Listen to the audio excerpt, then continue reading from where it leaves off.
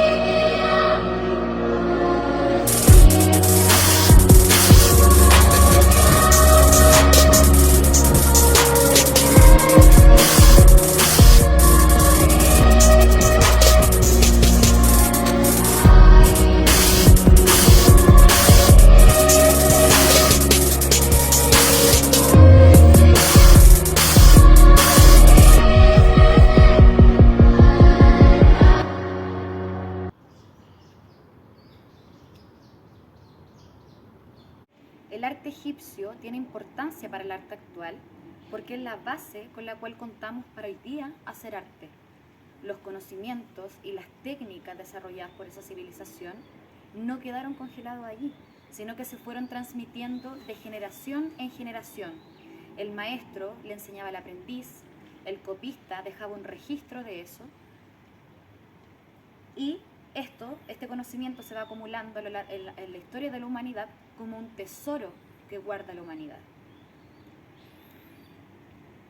Hay una frase que dice que estamos parados sobre hombros de gigantes y precisamente se refiere a eso, a cómo por ejemplo los griegos aprendieron de los egipcios y cómo todos nosotros somos aprendices también de los griegos. Por eso finalmente el arte egipcio tiene importancia para el arte de Occidente, porque finalmente cuando hoy día hacemos arte, lo estamos haciendo sobre sus hombros. El propósito que tenían los egipcios para embalsamar a sus muertos tiene que ver con la creencia que ellos tenían en la vida después de la muerte. Ellos creían que había que salvar el cuerpo de la destrucción, había que conservarlo. Pero no solamente conservar el cuerpo, sino que también era necesario conservar la apariencia física de este difunto. Por eso se hacía una escultura que acompañaba al difunto de esta momia en la tumba. Habían también en las paredes del sepulcro, habían pinturas y relieves que no estaban diseñados para ser admirados, sino que también eran para que esta persona pudiera trascender al más allá. Por eso también hablamos de un arte para la eternidad. Vemos cómo la historia antigua influye en la historia del arte. Y también vemos cómo este arte nos habla de cómo eran las sociedades. Nos habla de una sociedad jerárquica, en donde solo el faraón y los nobles de la casa real tenían derecho, tenían privilegio a la momificación y a la vida después de la muerte.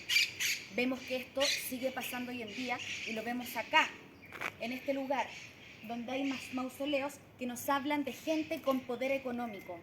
Por ejemplo, aquí, en esta tumba, está enterrado un ministro. Y vemos cómo también, ante ese poder, ante esa jerarquía social, hay gente que se rebela y gente que cuestiona este orden. Con esta frase podemos entenderla como un sacrilegio porque viene a atacar algo sagrado, viene a atacar una construcción sagrada y viene a hacer una crítica a la sociedad. Vemos entonces cómo la historia del arte nos está hablando todo el tiempo de la historia de las sociedades.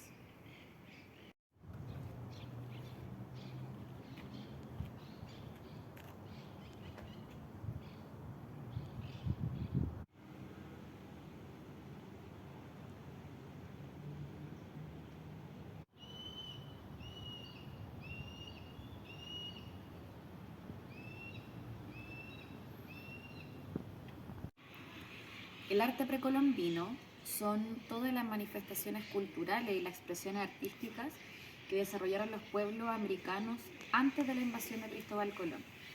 A la llegada de los españoles habían muchas culturas con distintos niveles de desarrollo, por lo cual podemos encontrar obras de arte de bandas pequeñas, como lo fueron los chinchorros, la cultura chinchorro. Podemos encontrar obras de arte de civilizaciones, como lo fueron los mayas, y de imperios, como lo fue el imperio azteca y el imperio inca. Los objetos artísticos hallados fueron encontrados principalmente en la zona de Mesoamérica y de los Andes, y tienen que ver comprenden arquitectura, pintura rupestre, orfebrería. Hay un trabajo importante que es lo que es la fundición de metales, arquitectura, etc. Y estas obras de arte nos hablan de la visión de mundo y de la vida que tenían estas culturas. Nos hablan de su conexión con la naturaleza, de cómo la naturaleza se vinculaba con lo sagrado, con lo religioso, por lo cual podemos encontrar, por ejemplo, piezas alusivas a la fecundidad de la mujer, podemos encontrar figuras antropomorfas con rasgos de animales que tenían este valor religioso, y vamos a ver que la muerte va a ser un concepto transversal a los pueblos precolombinos, que estaba vinculado íntimamente con lo que era trascender a la vida eterna. Y estas obras de arte eran ocupadas muchas veces en los rituales que tenían estos pueblos, y estaban dotados de un valor político y religioso.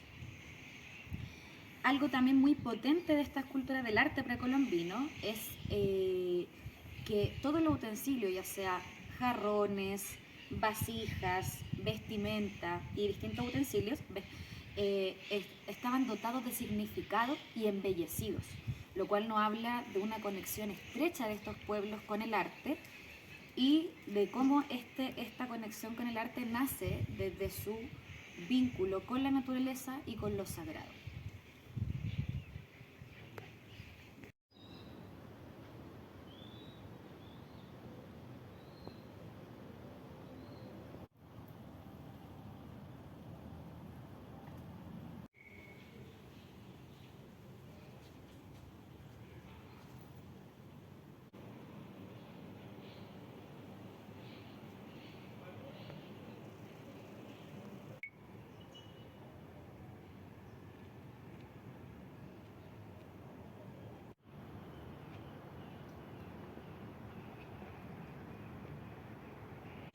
El rito es un momento, una experiencia, una costumbre o ceremonia que un grupo social hace de forma repetida.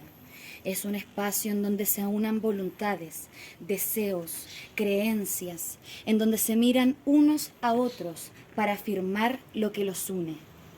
Es un momento que contribuye a la cohesión de la sociedad, en el que se repiten ciertas normas cuyo simbolismo está relacionado con un mito que habla de la cosmovisión de un grupo humano, afianzando su identidad y reproduciéndola continuamente.